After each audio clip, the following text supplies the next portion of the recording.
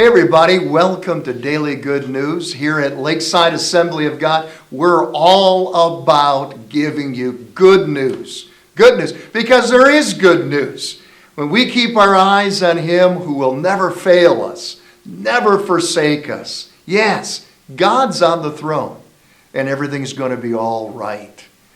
I heard about some grandsons. I hope my grandsons don't do this. Some grandsons who wanted to pull a prank on their grandfather. And their grandfather had a big bushy mustache. And they took some Limburger cheese and spread it on his mustache while he was sound asleep, sleeping in the couch. He woke up with a start. His nose was twitching.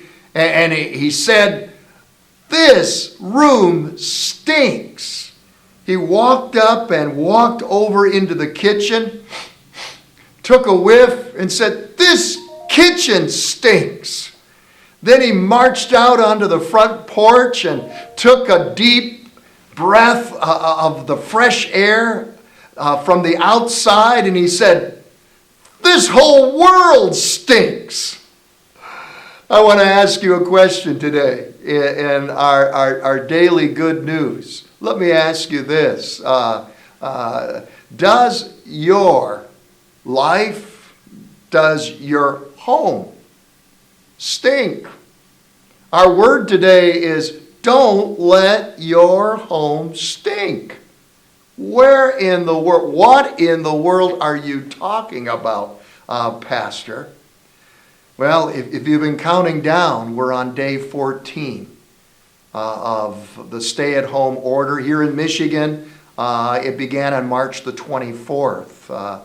And I want to ask you, if you've been spending so much time together, so much time, since it's still on the cold side, so much time indoors in your home, what does your home smell like? Some might say, "Well, Pastor, it's got the smell of spring cleaning, ammonia, because we've been focusing on sprucing things up while we're stuck here in the house." While others might be saying, "Well, Pastor Phil, we haven't been too motivated to cook or clean, and we've been glued to the TV and all the reports and all the news, and between the dirty laundry and yesterday's pizza, the leftovers are still laying out, and our wet dog, it stinks in here." But I'm not referring to the natural odor of your home's atmosphere. I'm referring to its spiritual atmosphere. I'm talking about the movies, the music, the media that you experience in your home. I want you to know it can flood the atmosphere of your home with fear, with lust, with violence. Or it has the potentiality of filling your home with love, joy, peace.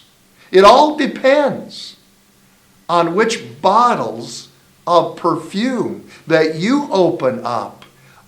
It all depends on what fragrance they release. You remember the story in John chapter 12 where Mary so worshiped and so loved Jesus, especially after he had raised her dead brother from the dead back to life again. How she took expensive perfume and broke that bottle and released its fragrance. The Bible says in verse 3 that its fragrance filled the whole room in which the people were residing. Listen, it was not an ordinary sacrifice. It was a special one. It was worth a whole year's wage. And that perfume represented her love, her adoration, her worship unto Jesus. So coming back again to movies, the media, music, what kind of perfume are you releasing? What kind of fragrance rules in the atmosphere of your home? The Apostle Paul rightly understood the correlation between our world, our minds, and what we experience. Paul said in Romans 12, don't be conformed to this world, but be transformed by the renewing of your mind. We've talked before on the power of your mind. And you are what you eat. What you feed grows. What you starve dies. Now, I'm not saying you have to listen to sermons and spiritual teaching and praise and worship music 24/7. But we do need to be mindful of our home's atmosphere.